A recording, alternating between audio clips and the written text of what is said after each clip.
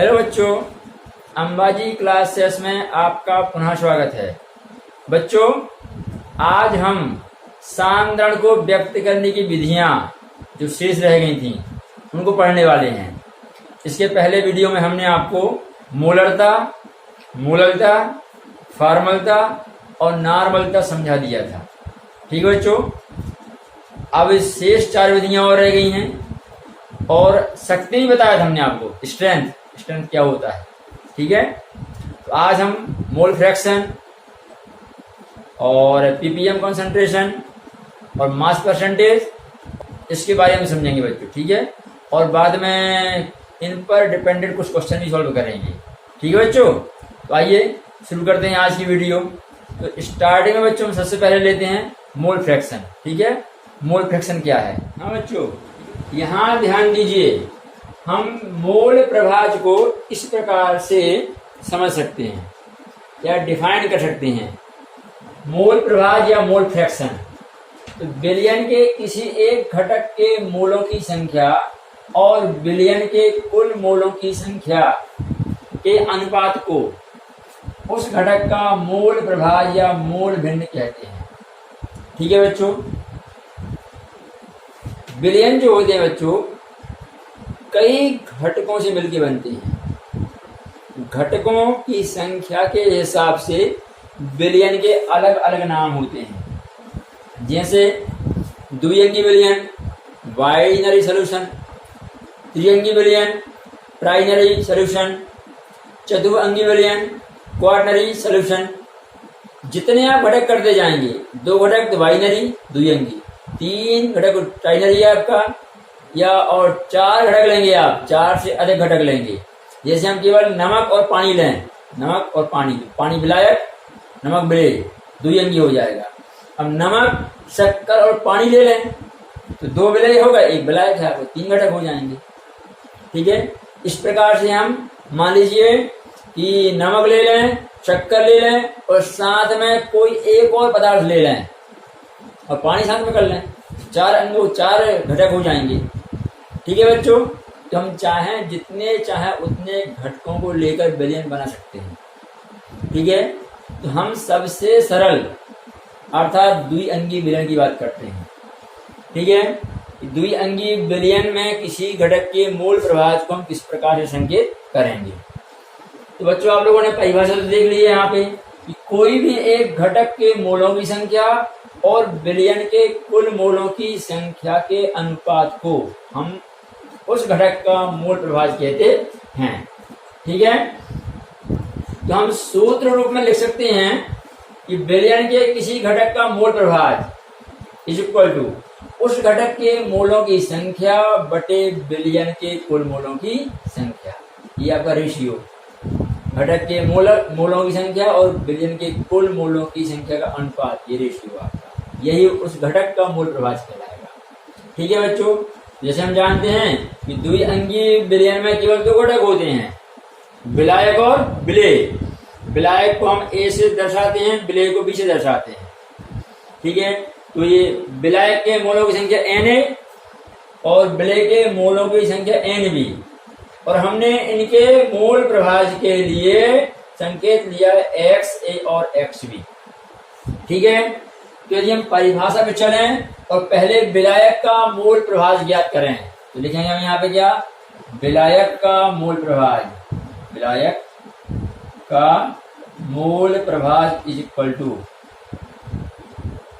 ठीक है बच्चों, क्या आएगा, यहाँ हम पहला घटक ले रहे हैं विलायक, तो यहाँ आ जाएगा क्या आपके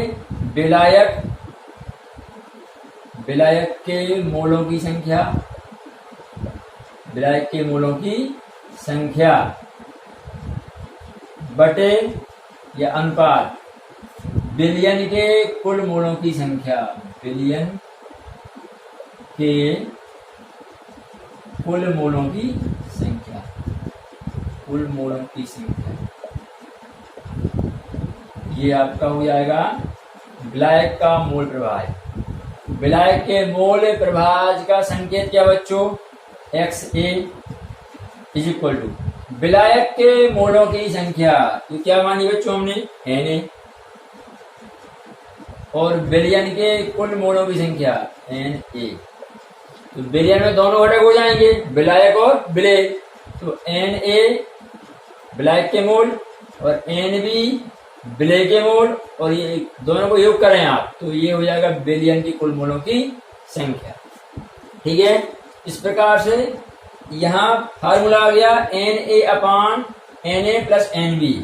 ये क्या हो जाएगा आपका, ये घटक A माने विलायक के का मोल प्रभाव इस प्रकार से लिखा जाएगा। ठीक है, अब ऐसे ही बच्चों आप विलेय का मोल प्रभाव ज्ञात कर सकते हैं, जो कि विलेय का दूसरा घटक है। तो हम लिख सकते हैं यहाँ पे कि विलेय का मोल प्रभाव, विलेय का मोल प्रभाव इज इक्वल टू क्या होगा बच्चों, विलेय के मोलों की संख्या, विलेय के मोलों की संख्या। ठीक है, और बिलियन के कुल मोलों की संख्या, बिलियन के कुल मोलों की संख्या। ठीक है, विलेय के मोलों की संख्या और बिलियन के कुल मोलों की संख्या का अनुपात आपका ये। ठीक है, संकेत लीजिए आप, विलेय का मोल प्रभाव, इसका संकेत क्या होगा बच्चों, ये होगा आपका XB। विलेय के मोलों की संख्या हम संकेत करते हैं NB से, और बिलियन के कुल मोलों की संख्या ये होती है आपकी Na प्लस NB। ठीक है, तो बच्चों इस प्रकार से XB इज इक्वल टू क्या आ जाएगा आपका, XB इज इक्वल टू हो जाएगा NB upon Na plus NB। ठीक है, तो आपका ये घटक A का मोल प्रभाव और आपके घटक B का मोल प्रभाव। ठीक है, जिस भी घटक का मोल प्रभाव हमें निकालना है या मोल भिन्न निकालना है, उस घटक के मोलों की संख्या और बिलियन की कुल मोलों की संख्या का अनुपात हम ज्ञात कर लें। ठीक है, तो ये आपका हो जाएगा मोल प्रभाव। ठीक है बच्चों, अब थोड़ा सा एक हल्का सा आप समझिए, यदि हम दोनों को प्लस करें अर्थात हम निकालें XA प्लस XB, यहाँ इसको हल कर दीजिए जरा आपको। ठीक है, XA प्लस XB, क्या आंसर आएगा आपका, XA plus XB is equal to XA कितना बच्चों आपका Na upon Na plus NB, और प्लस XB क्या बच्चों, वैल्यू रखिए इसकी आप NB upon Na plus NB। ठीक है, तो आपको क्या आ जाएगा LCM, Na प्लस NB, यहाँ पर Na आ जाएगा, यहाँ आपका NB हो जाएगा। ठीक है, तो इस प्रकार से आपका ये है, ये कैंसिल हो जाएगा आपका। ठीक है, XA plus XB is equal to क्या आंसर है बच्चों, ये हमको मिलेगा 1।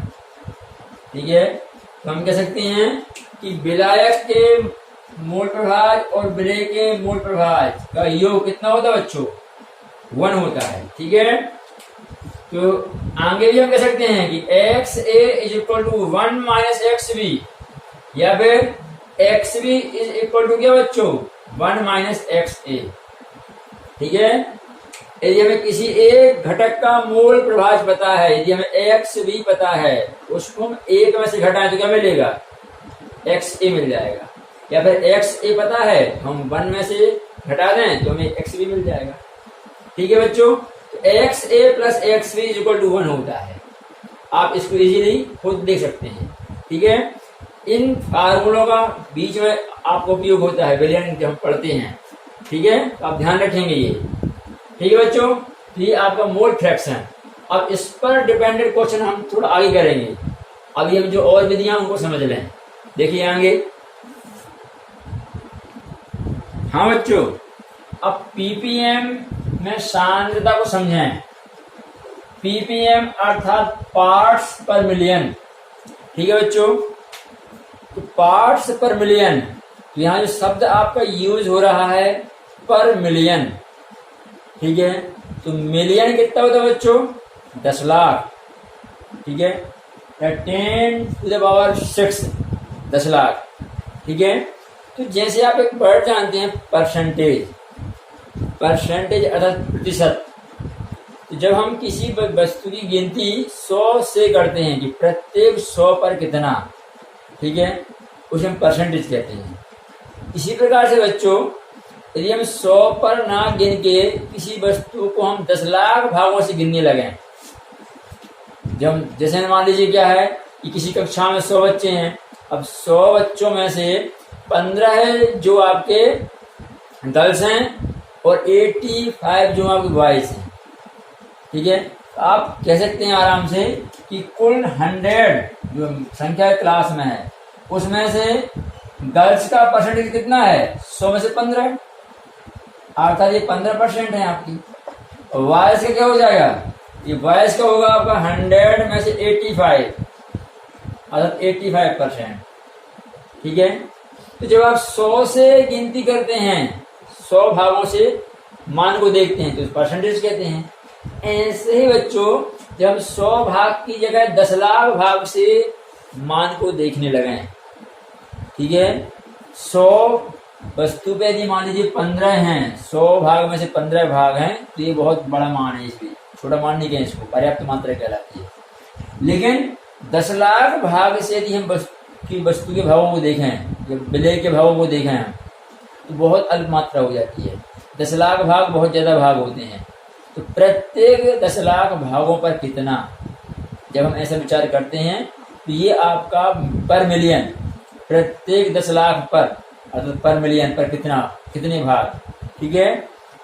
पार्ट्स पर मिलियन जो साधारण व्यक्त करने की विधि है बच्चों, ये तब उपयोग करते हैं जबकि विलय अति अल्प मात्रा में हो, बहुत सूक्ष्म मात्रा में हो, साधारण बहुत कम हो, तब इस विधि का उपयोग किया जाता है, ठीक है। कि 10 लाख भाग में से यदि कुछ भाग हैं, 2, 4, 10 या 20 भाग, तो बहुत कम मात्रा कहलाएगी, ठीक है। तो उसमें नया कुछ नहीं होगा। यदि हम परसेंटेज बोलना चाह रहे होते जैसे, ठीक है, तो यहाँ हम क्या कहते हैं कि विलय की मात्रा बटे बिलियन की कुल मात्रा इंटू 100, ठीक है।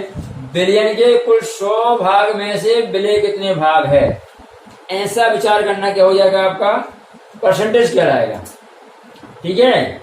लेकिन जब यही आप 10 लाख भाग से गिनती करें कि बिलियन के कुल 10 लाख भाग में से विलय कितने भाग है, तो ये फिर आपका पर मिलियन कहलाएगा, पार्ट्स पर मिलियन, ठीक है। अब बच्चों यहाँ एक बात आती सामने कि विलय के भागों को बिलियन के कुल भागों की तुलना में देखना 2 प्रकार से संभव है। या तो आप वजन करके निकाल लीजिए कि विलय कितने ग्राम है, बिलियन कितने ग्राम है, ठीक है। विलय का द्रव्यमान ले लीजिए और बिलियन का कुल द्रव्यमान ले लीजिए, तो ये द्रव्यमान की दृष्टि से हो जाएगा। या फिर तरीका कौन सा है कि आप विलय को नाप लीजिए, विलय का आयतन कितना ml है और बिलियन का आयतन कुल कितना ml है, बिलियन के कुल आयतन में से विलय के कितने भाग हैं, आयतन की दृष्टि से, ठीक है। तो बच्चों, पार्ट्स पर बिलियन को हम 2 प्रकार से हल कर सकते हैं, तोल कर भी माने द्रव्यमान की दृष्टि से, और नाप कर भी माने आयतन की दृष्टि से, ठीक है। हमने लिखा है यहाँ पे देखिए, पीपीएम को हम द्रव्यमान के पदों में बताना चाहें तो क्या होगा, विलय का द्रव्यमान बटे बिलियन का कुल द्रव्यमान इंटू 10⁶ अर्थात मिलियन, ठीक है, यही है मिलियन। यदि हम आयतन के पदों में लें तो क्या हो जाएगा आपका, विलय का आयतन बटे बिलियन का कुल आयतन इंटू 1 मिलियन, ये मिलियन आपका 10⁶, ठीक है बच्चों। अब देखिए, हम जानते हैं कि विलय का द्रव्यमान, ठीक है, तो हमने आपको स्टार्टिंग में पहली वीडियो में संकेत बताए थे। द्रव्यमान के लिए हम कैसे संकेत दे रहे हैं, यहाँ W, विलायक के लिए हम WA बोलते हैं और विलय के लिए W भी बोलते हैं, ठीक है। तो जब हम बिलियन शब्द उपयोग में लाते हैं तो दोनों घटक एक साथ लिए जाते हैं, ये कहलाएगा बिलियन के का कुल द्रव्यमान, विलायक का द्रव्यमान प्लस विलय का द्रव्यमान, ठीक है। तो यहाँ बच्चों द्रव्यमान की दृष्टि से कैसा आएगा, हम लिख सकते हैं विलेय का द्रव्यमान माने वेट ऑफ बी, विलेय का द्रव्यमान, ठीक है, अपॉन विलयन का कुल द्रव्यमान। तो विलयन के लिए क्या आएगा, WA प्लस WB, ये विलायक के लिए और ये आपका WB विलेय के लिए, ठीक है। कुल मूल बनेगा ये होगा आपका, इंटू क्या होगा 10 लाख, 10 लाख मानी क्या 10 की घात 6 अर्थात 1 मिलियन, ठीक है। ये आपका ppm में कॉन्सेंट्रेशन, ठीक है बच्चों, द्रव्यमान के पद में। ऐसे ही आप द्रव्यमान ना लेकर यदि आयतन लें तो कैसा आएगा, विलेय का आयतन, तो V फॉर वैल्यूम आयतन आपका, विलेय के लिए क्या संकेत लगाएंगे बच्चों आप, B, तो VV अपान विलयन का कुल आयतन, तो VA विलायक का आयतन और VB विलेय का आयतन, ये कुल आयतन, ठीक है। तो आयतन की दृष्टि से जाएगा विलयन का कुल आयतन और यहाँ विलेय का आयतन इंटू यहाँ 10 लाख या 1 मिलियन 10 की घात 6, ठीक है। ये बच्चों आपका हो जाएगा आयतन की दृष्टि से ppm में सांद्रता को बताने के लिए सूत्र, और ये भार की दृष्टि से, ठीक है। क्योंकि कभी आप लिक्विड फॉर्म यूज कर सकते हैं विलयन का, विलेय विलायक दोनों लिक्विड हो सकते हैं आपके द्रव अवस्था में, जो आपने मिलाया है विलायक में दोनों लिक्विड रहेंगे। तो लिक्विड के लिए हम क्या करेंगे, ml में लेते हैं, कितने मिलीलीटर विलयन है और कितने ml उसमें विलेय है आपका। तो जब ml में लेंगे तो क्या होगा आपका आयतन की दृष्टि से लेंगे अपन, जब ग्राम में लेंगे कि हम विलेय को तोड़ लें, ठीक है, फिर उसमें आपका विलयन को भी तोड़ लें, तो इस प्रकार से जाएगा, ठीक है बच्चों। ये दो दृष्टियों से क्या आपका ppm में कॉन्सेंट्रेशन पार्ट्स पर मिलियन, ठीक है। बिल्कुल बच्चों ये परसेंटेज से मिलता है, परसेंटेज 100 पर गिनती की जाती है, प्रत्येक 100 पर कितना, और यहाँ पे प्रत्येक 10 लाख पर कितना, ठीक है। तो 100 पर गिनना माने कुछ मात्रा होती है 100 पर, ठीक है, लेकिन 10 लाख भाग से गिनना माने बहुत अल्प मात्रा कहलाती है, ठीक है बच्चों। तो आगे देखिए, इसके बाद हम द्रव्यमान प्रतिशत लेते हैं और आयतन प्रतिशत लेते हैं, ठीक है। तो देखिए यहाँ किस प्रकार से है। हाँ बच्चों, अब यहाँ पर दो विधियां और हैं आपकी, द्रव्यमान प्रतिशत माने मास परसेंटेज और आयतन प्रतिशत वॉल्यूम परसेंटेज, ठीक है। तो बच्चों जैसे अभी आप ppm में कॉन्सेंट्रेशन पढ़ के आए हैं, उसी से मैच करता हुआ है ये भी, ठीक है। ppm माने पार्ट्स पर मिलियन, आप पर मिलियन पे गिनती कर रहे थे, और यहाँ क्या है परसेंटेज 100 से गिनती करना है, ठीक है। ये द्रव्यमान प्रतिशत आप ले रहे हैं तो तौल क्या है वजन की दृष्टि से तौल क्या कहें तौल कर, ठीक है, ग्राम में किलोग्राम में आप मात्राएं लेंगे। और आयतन प्रतिशत में यदि आप बताना चाह रहे हैं तो आप नाप कर अर्थात ml में लेंगे, विलेय और विलायक की मात्राएं ml में लेके फिर हल करेंगे, ठीक है। तो बच्चों इसको हम सीधे सूत्र के रूप में लिखना जरा ध्यान दीजिए। आपको मालूम है कि हमारे पास दो घटक हैं विलयन में, ठीक है, विलायक माने घटक A और विलेय माने घटक B, ठीक है। अब आप संकेत देखिए जो हमने पहले सिखाया आपको, WA माने क्या विलायक का द्रव्यमान, WB क्या हो जाएगा विलेय का द्रव्यमान, और विलयन का कुल द्रव्यमान क्या हो जाएगा WA प्लस WB हो जाएगा, ये विलयन का कुल द्रव्यमान, ठीक है। द्रव्यमान की दृष्टि से यदि आयतन की दृष्टि से तो क्या कहेंगे आप, विलायक का आयतन VA, विलेय का आयतन VB और विलयन का कुल आयतन क्या हो जाएगा VA प्लस VB, ठीक है। तो बच्चों यदि हम द्रव्यमान परसेंटेज बताना चाहें तो दोनों घटकों का निकलेगा अलग अलग, विलायक का द्रव्यमान प्रतिशत भी निकलेगा और विलेय का द्रव्यमान प्रतिशत भी निकलेगा, ठीक है। तो हम लिखेंगे यहाँ पर विलायक का द्रव्यमान प्रतिशत, विलायक का द्रव्यमान प्रतिशत, द्रव्यमान प्रतिशत इक्वल टू क्या हो जाएगा बच्चों, यदि आप विलायक का द्रव्यमान प्रतिशत ले रहे हैं तो विलायक का द्रव्यमान बटे विलयन का कुल द्रव्यमान, W A plus W B, W A plus W B into आपका 100। ठीक है, इस बात का हमारे लिए क्या मतलब हो जाता है कि बिलियन के यदि बराबर 100 भाग किए जाएं, ठीक है, तो उसमें से भाग की दृष्टि से बिलियन को तोड़ के उसके बराबर 100 भाग किए जाएं, उसमें से विलायक का कितना भार उपस्थित है। बिलियन के भार की दृष्टि से बराबर 100 भागों में से विलायक कितने भाग उपस्थित है। ठीक है, तो ये हो जाएगा क्या आपका मास परसेंटेज। ठीक है, ऐसे ही आप क्या करिए, विलेय के लिए बताइए, विलेय का द्रव्यमान प्रतिशत, विलेय का द्रव्यमान प्रतिशत इज इक्वल टू, तो यहाँ क्या आएगा बच्चों, तो सेम रहेगा आपका W A plus W B क्या है, बिलियन का कुल द्रव्यमान इंटू क्या आपका 100 है। ठीक है, तो क्या है विलेय चाहिए आपको, तो विलेय का द्रव्यमान यहाँ दीजिए, विलेय का द्रव्यमान अपॉन बिलियन का कुल द्रव्यमान इंटू 100, जिसका वही मतलब है जो हम बता रहे थे अभी कि बिलियन के बराबर 100 भागों में से विलेय के कितने भाग उपस्थित हैं भार की दृष्टि से, मास की दृष्टि से। ठीक है, यह द्रव्यमान प्रतिशत कहलाएगा। ठीक है, अब यदि आप तोल कर नहीं ले रहे हैं, नाप कर ले रहे हैं एमएल में, ठीक है, तो क्या आ जाएगा आपका, तो आ जाएगा विलायक का आयतन प्रतिशत, विलायक का आयतन प्रतिशत इज इक्वल टू, यहाँ विलायक माने घटक ए, तो घटक ए का आयतन लीजिए वी ए, और बिलियन का कुल आयतन लीजिए, क्या होगा V A plus V B, ये बिलियन का कुल आयतन इंटू क्या आपका 100।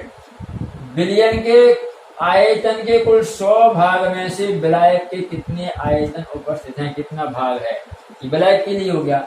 और विलेय का आयतन प्रतिशत, विलेय का आयतन प्रतिशत इज इक्वल टू क्या होगा बच्चों, विलेय का आयतन बटे बिलियन का कुल आयतन, ये आपका इंटू 100।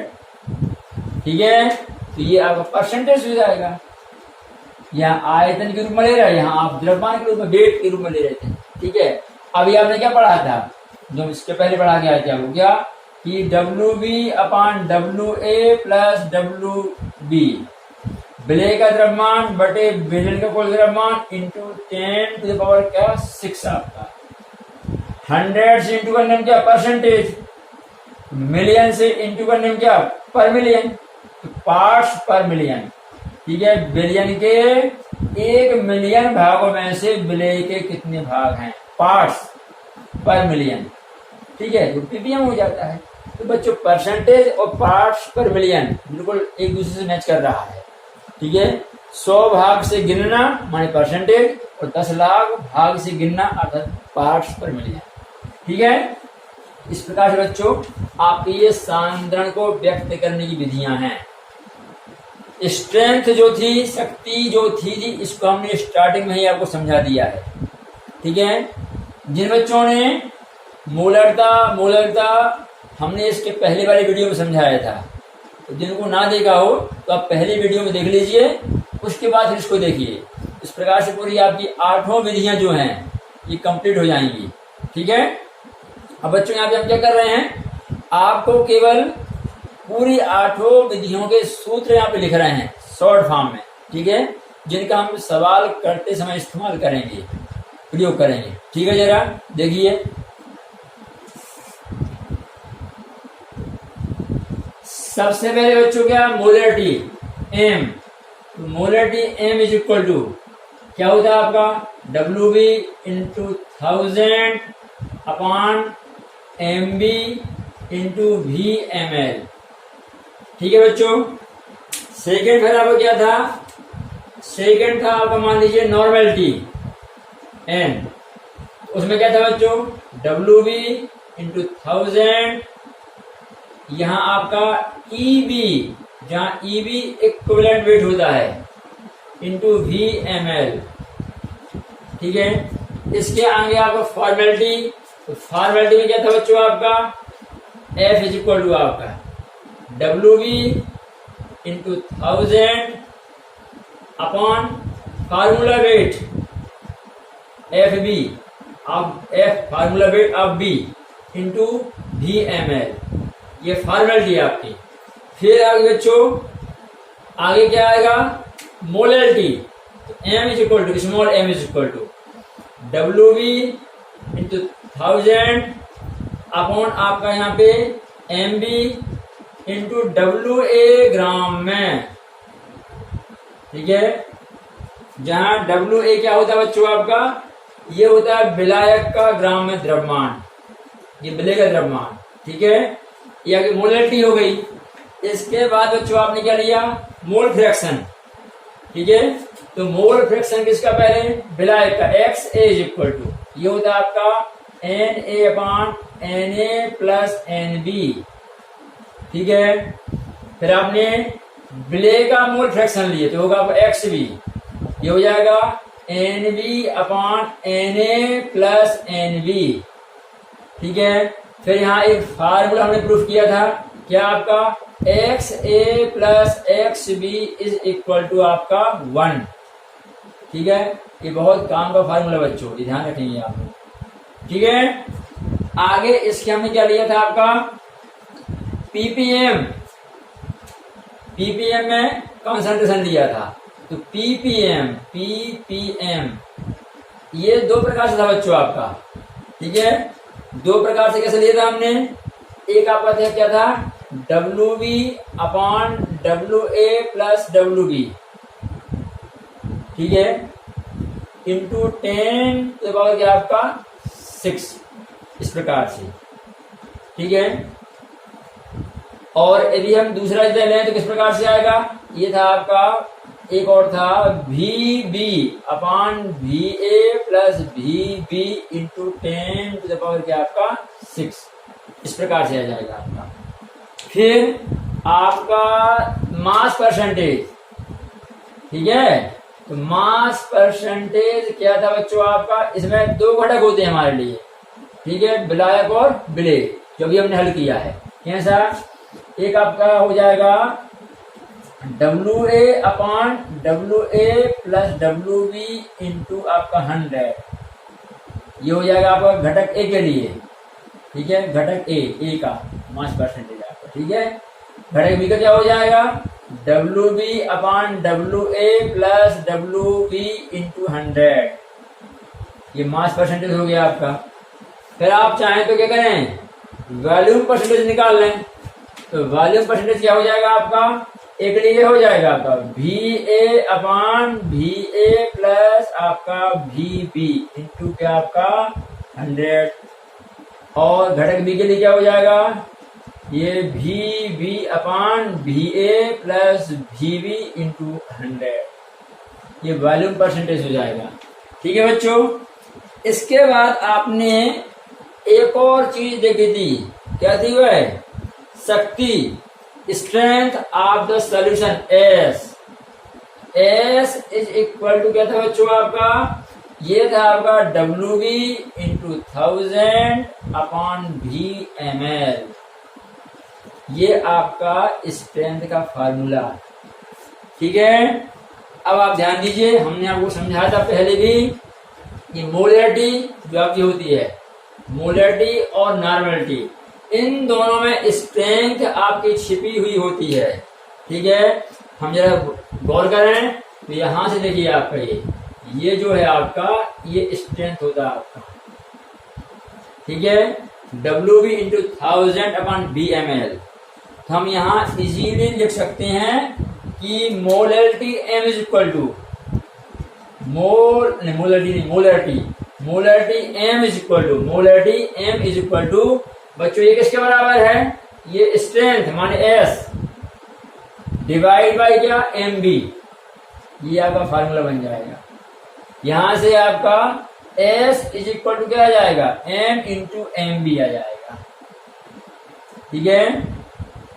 मोलरता बराबर शक्ति बटे आणविक द्रव्यमान, या शक्ति बराबर मोलरता गुणा आणविक द्रव्यमान, मॉलिक्यूलर वेट, ठीक है। ऐसे नॉर्मलिटी क्या जाएगा आपका सेम नॉर्मलिटी में आ जाएगा आपका n इज इक्वल टू, ये आपका क्या हो गया बच्चों, ये देखिए फिर से, ये आपका हो गया s इतना, ये पूरा s अपॉन EB। तो कैसे आंसर आएगा आपका, ये बन जाएगा आपका s अपॉन EB। ठीक है, तो यहां से आप मान निकाल लीजिए s का, तो s is equal to n into EB। ठीक है, strength is equal to normality into equivalent weight, तुल्यांक की भार। ठीक है बच्चों, ये इस प्रकार से सांद्रण को व्यक्त करने की सभी विधियों की परिभाषा और उनके सूत्र हैं। ठीक है, इनको आप अच्छे से सीख लीजिए, तो आपको इन पर डिपेंडेंट क्वेश्चन करने में बहुत आसानी हो जाएगी। ठीक है बच्चों, अब आगे देखिए, हम कुछ प्रश्न हल करते हैं। ठीक है बच्चों, प्रश्नों को हल करने से पहले बच्चों एक बात पर ध्यान दें आप, यहाँ हमने किस वर्ण का क्या अर्थ है, जैसे WB का मतलब क्या है, MB क्या है, BML क्या है, इन सभी संकेतों के बारे में फर्स्ट वीडियो में समझाया है। ठीक है, कि हम कौन से संकेत से किसको रिप्रेजेंट कर रहे हैं, जैसे B फॉर वॉल्यूम, ठीक है, B फॉर बिले है, यहाँ पे घटक A माने विलायक है आपका। तो आप फर्स्ट वीडियो देख लीजिए, आपको किस संकेत को हमने क्या माना है। ठीक है, ये आपको क्लियर हो जाएगा, तो फिर ये सूत्र बड़े आसानी से ध्यान रहेंगे और इनको प्रयोग करना बड़ा आसान हो जाएगा। ठीक है बच्चों, तो आइए देखिए क्वेश्चन करते हैं हम। हाँ बच्चों, यहाँ क्वेश्चन देखिए क्या दिया हुआ है, NaOH के 2.46 ग्राम को जल में विलय कर 100 घन सेंटीमीटर विलयन बनाया गया है। तो विलयन की मोलरता और नॉर्मलता ज्ञात कीजिए। ठीक है बच्चों, तो यहां ध्यान दीजिए, हमको यहां पर मोलरता पूछा है हमसे। ठीक है, तो क्वेश्चन में जरा आप ध्यान दीजिए, हमारा विलय क्या है, सॉल्यूट क्या है हमारा, ये NaOH। ठीक है, इसका कितना ग्राम घुला हुआ है, ये दिया है 2.46 ग्राम। ठीक है, तो 246 ग्राम मान ये हमें क्या दिया हुआ है, ये आपका बच्चों विलय का द्रव्यमान WB, यही है WB आपका। ठीक है, अब यहाँ विलयन कितना ml है, ये कितना घन सेंटीमीटर है, ये आपका है 100 घन सेंटीमीटर, माने ये है विलयन का आयतन V। अब बच्चों जो देखा घन सेंटीमीटर, ये आपका होता है ml। ठीक है, 1 घन सेंटीमीटर 1 ml होता है। इसको आप किस प्रकार से समझेंगे, यदि हम एक छोटा सा घन बनाएं जिसकी भुजा माने कोर 1 सेंटीमीटर हो, 1 सेंटीमीटर लंबा, 1 सेंटीमीटर चौड़ा, 1 सेंटीमीटर आपका ऊंचा, इस प्रकार से, ये भी 1 cm हो, ये भी 1 cm हो आपका, और ये भी 1 cm हो आपका हाइट। तो इसका आधा कितना आएगा, 1 cm into 1 cm into 1 cm is equal to 1 into 1 into 1 1, और centimetre into centimetre into centimetre, ये सेंटीमीटर क्यूब हो जाएगा आपका, सेंटीमीटर क्यूब। ठीक है, तो आया आपका 1 घन सेंटीमीटर आया। तो हम कह सकते हैं कि 1 सेंटीमीटर लंबे, 1 सेंटीमीटर ऊंचे और 1 सेंटीमीटर चौड़े, 1 सेंटीमीटर कोर वाले घर में जितना लिक्विड आएगा, ठीक है, उतना ही जो आयतन इसके अंदर बन जाएगा, इसका जो आयतन होगा वही आपका 1 घन सेंटीमीटर कहलाता है। और इस 1 घन सेंटीमीटर को ही बच्चों हम कहते हैं ml। ठीक है, तो 1 घन centimetre is equal to 1 ml। यदि आप यहाँ ml भी लिखेंगे तो गलत नहीं है। तो 100 घन सेंटीमीटर आपका ये V इज इक्वल टू 100 घन सेंटीमीटर, या हम बोल सकते हैं 100 आपका ml। ठीक है, ये हमारे विलयन का आयतन जो हमें दिया हुआ है। अब बच्चों आपको क्या ज्ञात करना है, मोलरता और नॉर्मलता। तो इन दोनों के जरा फार्मूले ध्यान में लाइए बच्चों आप। Molarity M is equal to आपका होता है, molarity M is equal to WB into 1000 upon M B into आपका वी एम एल। ये फार्मूला है आपका मोलरिटी के लिए, ठीक है। इसमें डब्ल्यू बी क्या होता है आपका, विलेय का द्रव्यमान जो हमें दिया 2.46, एम बी विलेय का आणविक द्रव्यमान, ठीक है। तो आप ये ज्ञात कर लीजिए, NaOH हमें दिया हुआ है, ये अणु सामने है, इसका आणविक द्रव्यमान निकालिए। Na का 23 हो जाएगा, ऑक्सीजन का 16 और हाइड्रोजन का 1, कितना आएगा बच्चों आपका ये पूरा 40। आपका Mb कितना हो जाएगा, Mb जो आएगा आपका ये हो जाएगा आपका 40, ठीक है। Vml आपको दिया हुआ है, तो आप यहाँ वैल्यू पुट कीजिए। M इक्वल टू क्या होगा, Wb कितना बच्चों 2.46 इंटू 1000 अपॉन Mb कितना निकाला आपने बच्चों 40, 40 इंटू Vml विलयन का आयतन कितना बच्चों यहाँ पे वो दिया 100 ml, ठीक है। Wb विलय का द्रव्यमान, Mb विलय का आणविक द्रव्यमान और Vml विलयन का ml में आयतन।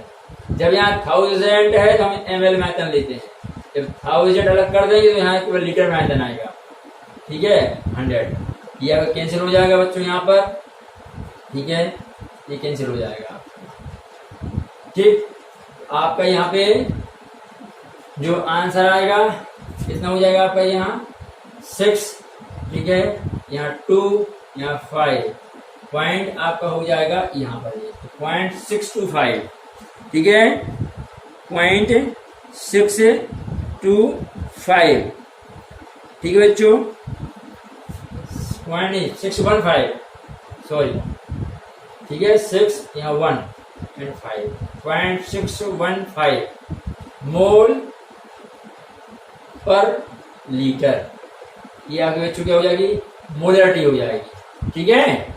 अब यहाँ आपको नॉर्मेलिटी निकालने के लिए भी कहा है, तो नॉर्मेलिटी का जो फार्मूला है वो थोड़ा ध्यान लाइए बच्चों।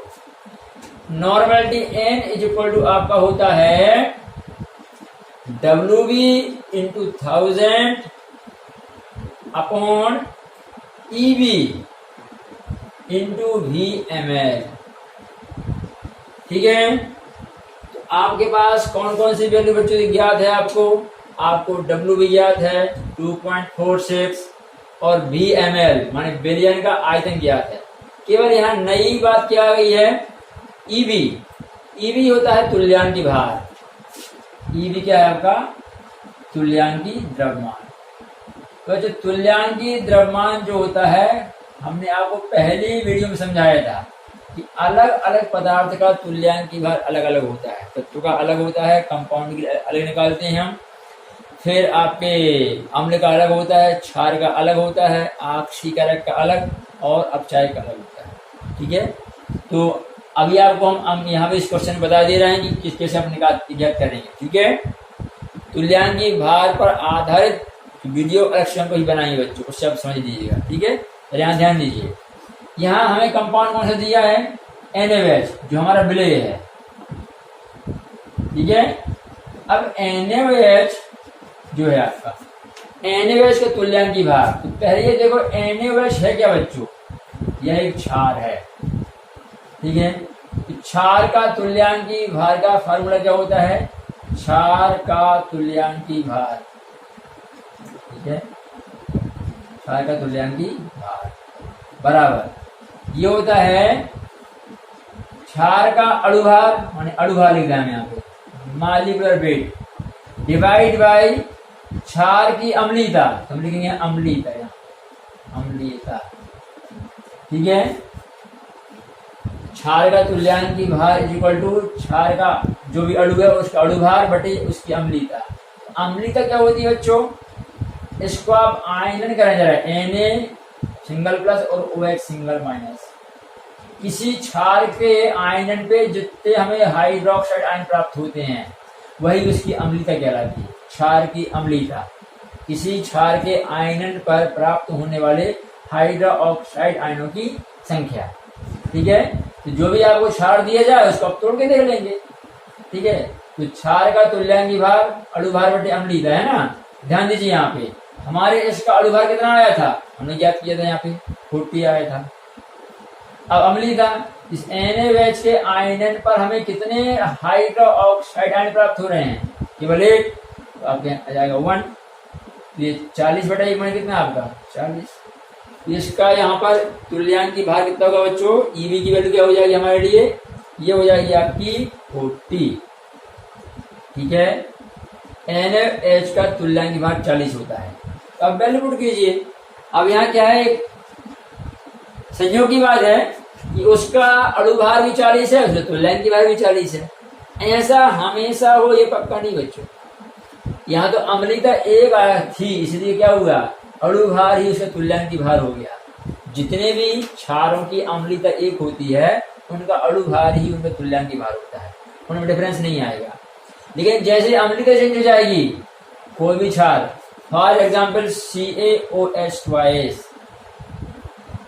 ठीक है, कैल्शियम हाइड्रोक्साइड, इसमें जब आप हल करेंगे तो इसके आयनन पे क्या होगा, Ca++ और 2OH-। ठीक है, इसकी क्षारीय अम्लीयता कितनी की बच्चों, 2 आएगी। इसके अणुभार जो भी होगा उसका आधा करना पड़ेगा, अणुभार में आप 2 का भाग करेंगे। अम्लीयता इसकी 2 है, अणुभार से आधा इसका तुल्यांकी भार होगा। ठीक है, तो किसी भी क्षार का तुल्यांकी भार अणुभार बटे अम्लीयता, उसकी अम्लीयता पर निर्भर करेगा। ठीक है, ऐसे बच्चों अम्लीयता होता है, क्षार का तुल्यांकी भार अणुभार बटे अम्लीयता। इसका जरा उल्टा समझ करिए, अम्ल के लिए अम्ल का तुल्यांकी भार इज इक्वल टू अणुभार बटे क्षारीयता। क्षार के लिए अम्लीयता से भाग करना है और अम्ल के लिए क्षारीयता से भाग करना है। ठीक है, तो आगे जब क्वेश्चन आएगा तो हम समझाएंगे आपको आगे। ठीक है, ध्यान देखिए, इसको हल करें तो क्या हो जाएगा आपका N इज इक्वल टू, ये W भी कितना था बच्चों आपका, ये था आपका 2.46 इंटू 1000 अपॉन EV कितना बच्चों आपका 40 इंटू VmL, ये आपको दिया 100 ml। ठीक है, तो अभी सेम स्टेप हो गया कि बच्चों, तो यहाँ क्या आंसर आएगा 0.615 नॉर्मल। ठीक है, ये आपकी नॉर्मलिटी हो जाएगी बिलियन। ठीक है बच्चों, इस प्रकार से आप इन फार्मूले के द्वारा इजीली क्वेश्चन को सॉल्व कर सकते हैं। ठीक है, आगे देखिए। हाँ बच्चों, नेक्स्ट क्वेश्चन देखिए क्या दिया हुआ है, 2.82 ग्राम ग्लूकोज को 30 ग्राम जल में घोला गया, तब विलयन की मोलरता व प्रत्येक घटक का मोल प्रभाव, मोल फ्रैक्शन बताइए। ठीक है बच्चों, तो यहां हमसे पूछा है मोलरता। आप मोलरिटी का फार्मूला ध्यान में लाइए बच्चों। मोलरिटी का फार्मूला क्या होता है, मोलरिटी इज इक्वल टू आपका होता है small m is equal to WV into 1000 upon MB into WA gram में। ठीक है, ये फार्मूला। WB क्या है, वेट ऑफ ब्लेक, ब्लेक का द्रव्यमान, दिया गया द्रव्यमान। ठीक है, MB ब्लेक का आणविक द्रव्यमान, WA विलायक का ग्राम में द्रव्यमान। ठीक है बच्चों, यहाँ हमारा विलय क्या है, किसको खोला हमने, ग्लूकोज को। इसकी कितनी मात्रा दी हमको, ये आपको 2.82 ग्राम, तो ये क्या हुआ आपका, ये हो गया WB आपका, WB। ठीक है, फिर MB क्या, विलय का आणविक द्रव्यमान, तो ये आप याद कर लीजिए। यहाँ पे आपका विलय ग्लूकोज है, निकालिए जरा आप, कितना आएगा 6 गुणा 12, कार्बन 6 है तो 6 गुणा 12 है आपकी, धन हाइड्रोजन 12 है तो आपका हो जाएगा 12 गुणा 1 हाइड्रोजन का 1 होता है, 12 के 12 हो जाएगा। ठीक है, और ऑक्सीजन 6 है, 1 ऑक्सीजन का आपका होता है 16, यहाँ 6 ऑक्सीजन आपका। ठीक है, तो 12 6 72, ये 12 आपका, और यहाँ 16 6 96, सबको जोड़िए बच्चों आप, तो ये हो जाएगा 180। ठीक है, ग्लूकोज का अणु द्रव्यमान मानिए क्या कहलाएगा, MB कितना होता है बच्चों, ये होता है आपका 180। ये हो जाएगा विलय का आणविक द्रव्यमान MB। अब बच्चों क्या रह गया, अब रहेगा WA ग्राम में, तो ये हमें दिया हुआ है 30 ग्राम जल में कितना है आपको ये WA आपको 30 ग्राम। ठीक है, केवल आप सीधे वैल्यू पुट कीजिए फार्मूले में, क्या हो जाएगा यहाँ पे WV ये 2.82 दिया है आपको इंटू 1000 अपॉन MB इतना निकाला बच्चों आपने 180 याद किया है।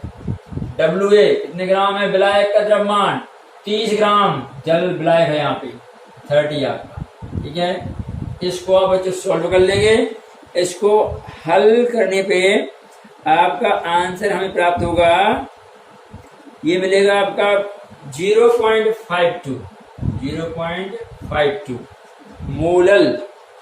ठीक है, या मोल पर केजी। ठीक है, इस प्रकार से आपकी मोलरिटी हो जाएगी। अब दूसरा क्या है बच्चों आपका, दूसरा हमसे पूछा है प्रत्येक घटक का मोल प्रभाव। ठीक है, तो यहाँ बच्चों पहला घटक क्या है, जल, विलायक पहला घटक मानते हैं A, और दूसरा ग्लूकोज। ठीक है, तो यहाँ मोल प्रभाव का फार्मूला आपने पढ़ा है। ठीक है, घटक A आपका क्या है, A जल है और B क्या आपका ग्लूकोज है। XA माने घटक A का मोल प्रभाव ये होता है आपका Na/Na प्लस NB। ठीक है, और आपका घटक B का मोल प्रभाव माने XB इज इक्वल टू क्या होता है आपका NB/Na प्लस NB। ठीक है बच्चों, तो यहाँ हमें मोलों की संख्या ज्ञात करनी पड़ेगी। तो मोलों की संख्या ज्ञात करने के लिए आप जानते हैं क्या फार्मूला होता है।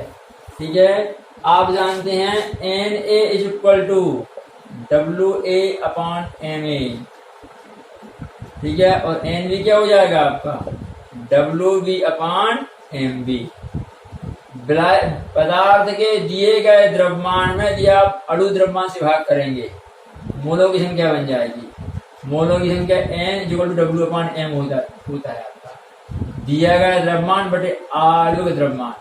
ठीक है, पहले भी हम आपको समझा चुके हैं। ठीक है, तो यहाँ आप देखिए सबसे पहले आप निकालिए Na क्या हो जाएगा, कितना द्रव्यमान दिया बच्चों को यहाँ पे 30 ग्राम जल है आपका, कितना 30 ग्राम जल, और जल का अणु द्रव्यमान माने WA/MA, तो जल का निकाल लीजिए आप H2 में क्या 2 + 16। ठीक है, 18 है, तो ये हो जाएगा आपका क्या, ये हो जाएगा आपका MA जल का आणविक द्रव्यमान, ग्लूकोज का आणविक द्रव्यमान 180 है। ठीक है, तो आप याद कर रहे हैं यहाँ Na WA/MA, तो WA कितना दिया बच्चों हमको 30, MA कितना आया 18। ठीक है, ये हो जाएगा आपको Na की वैल्यू हो जाएगी। ठीक, इसी प्रकार से आप आगे बढ़िए, ये आपका हल करने पे देगा आंसर 1.67। N इक्वल टू क्या होगा 1.67। ठीक है, इसी प्रकार से आप NB निकालिए, तो NB क्या होगा बच्चों, NB आपको क्या WB/MB, तो WB कितना दिया बच्चों हमको 2.82 डिवाइड बाई MB आपने निकाला 180। इसको आप हल कीजिए तो NB इज इक्वल टू बच्चों आपको प्राप्त हो जाएगा, हमको ये होगा 0.0157 मोल।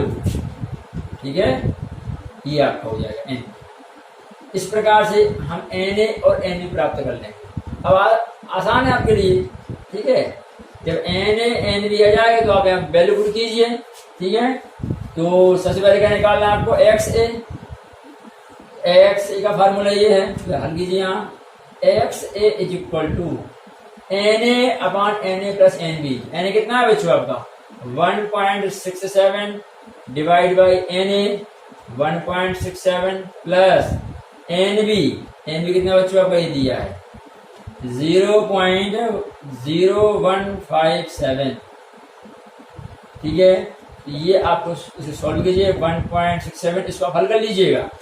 ठीक है बच्चों, सॉल्व करने पे ये आपका आंसर आएगा 0.00931, 0.00931 एक्स ए की वैल्यू की मोल प्रभाज आपका एक्स। इसी प्रकार से एक्स भी निकाल लीजिए बच्चों आपका।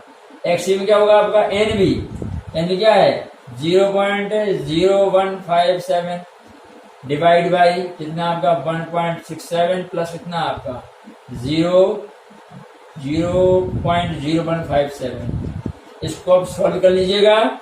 ये हल करने पे देगा बच्चों आपका 0.991।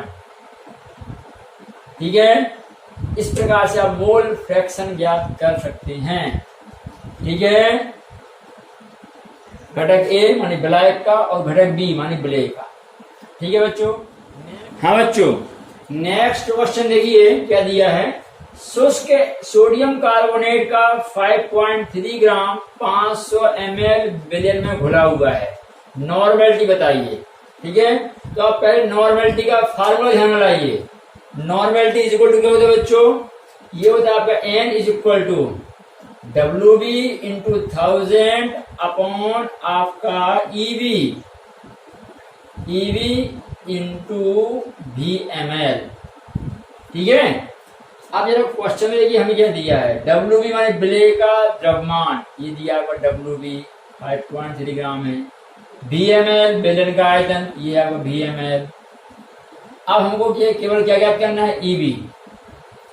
तो EB के लिए समझिए बच्चों, यहाँ पे सोडियम कार्बोनेट एक आपका सॉल्ट है आपका। ठीक है, तो लवण का तुल्यांकी द्रव्यमान मानी Na2CO3 का तुल्यांकी द्रव्यमान ठीक है, इसका बच्चों फार्मूला होता है, एक सॉल्ट है तो ये होता है आपका लवण का अणु द्रव्यमान, सॉल्ट का अणु द्रव्यमान। ठीक है, अपॉन संयोजकता बैलेंसी। ठीक है, तो यहाँ अणु भार या अणु द्रव्यमान, अणु भार बटे संयोजकता। ठीक है, ये आपका इस वजह तोड़ के देखिए आप, इसका आयन कीजिए, ये कैसे टूटेगा आपका, ये आ जाएगा CO3 डबल माइनस। ठीक है, और 2Na प्लस। इसके यदि आप आयनन करेंगे तो इस प्रकार से टूटेगा बच्चों आपका। तो ये देखिए इसकी संयोजकता कितनी बच्चों, ये दिया आपको 2, यहाँ सिंगल प्लस लगा हुआ है, यहाँ क्या है 2 है। ठीक है, दोनों आयन परस्पर उदासीन करने के लिए तो हमें धन चाहिए, 2 ऋण यहाँ दिए हुए हैं, तो बैलेंस कितनी आएगी आपकी यहाँ पे 2 आएगी। तो अणुभार निकालिए बच्चों, यहाँ पे सोडियम कार्बोनेट का अणुभार जरा ध्यान दें आप, एक सोडियम का 23, कितने यहाँ पे 2, कार्बन का 12 और ऑक्सीजन का 16 होता है, कितने यहाँ पे 3, तो 3 गुणा 16 है। ये आपका 23 दूनी 46, यहाँ 12 है आपका, और ये 16 गुणा 3 ये 14 हो जाएगा आपका। ठीक है, तो 10 यहाँ 6 आएगा, ये बन जाएगा 106। अणु भार आपको हो जाएगा 106। बैलेंसी कितनी बच्चों, यहाँ देखिए 2 ही संयोजी है आपका ये। ठीक है, 2 धन यहाँ है, 2 मास दिख रहा है आपको, 2 संयोजी। अब 2 से डिवाइड कीजिए, ये डिवाइड करने में क्या आएगा 53। आपका ये बन जाएगा EB तुल्यांकी द्रव्यमान, ये EB हो जाएगा। अब आप वैल्यू पुट कीजिए यहाँ पे फार्मूले में, तो WB बच्चों कितना है 5.3 इंटू 1000, EB कितना है बच्चों आपका, ये आया 53 इंटू VML कितना होगा 500। ठीक है, तो ये आप कैंसिल कीजिए, ये हो जाएगा 53,000 आपका, यहाँ 53, यहाँ का एक 0 बढ़ा दीजिए आप। ठीक है, ये कैंसिल हो जाएगा आपका, ये कैंसिल कर दीजिए 1/5 माने होगा आपका 0.2 नॉर्मल। ठीक है बच्चों, इस प्रकार से ये आपका इस क्वेश्चन का सलूशन होगा। हाँ बच्चों, आज आपने मोलरिटी, नॉर्मलिटी पर आधारित कुछ क्वेश्चन सॉल्व किए। ठीक है बच्चों, ये बहुत ही बेसिक क्वेश्चन थे जिनमें हम फार्मूले का यूज किस प्रकार से करना ये आपको समझा रहे थे। नेक्स्ट वीडियो में बच्चों आपको हम कुछ डिफिकल्ट क्वेश्चन लेके आएंगे, अच्छे क्वेश्चन, केवल हम क्वेश्चन सॉल्व करेंगे क्योंकि हमने विधियां पूरी समझ ली हैं, फार्मूले समझ लिए हैं। आप दोनों वीडियो को देखकर सभी सूत्र जो सीखे हैं आपने अच्छे से याद कर लीजिए। ठीक है बच्चों, फिर मिलते हैं अगले वीडियो में जहां हम बढ़िया क्वेश्चन सॉल्व करेंगे। ठीक है बच्चों, तब तक के लिए जय हिंद, जय भारत।